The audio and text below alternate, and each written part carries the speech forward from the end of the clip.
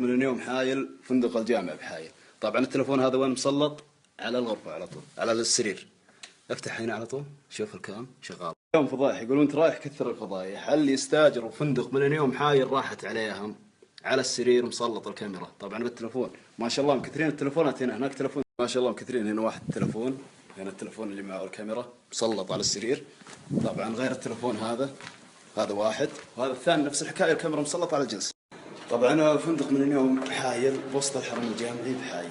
كل الغرف الموجودة سواء غرفة أو سويت، تلفونين مدعومات بكاميرا، واحد مجلس واحد كافي. فندق جامعة حايل من اليوم اللي بالحرم الجامعي. طبعا يقولون ما في كاميرات، في خصوصية. هذه كاميرا ما في أي خصوصية، مسلطة طبعا على هذا. أنا ما صورت المقاطع اللي مشوان عشان شهرة، لا والله يشهد علي الله، بس أي تلاعب يتلاعبون بأعراض الناس.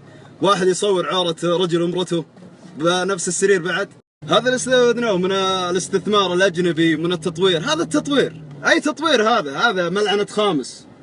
إنا لله وإنا إليه راجعون، لا حول ولا قوة إلا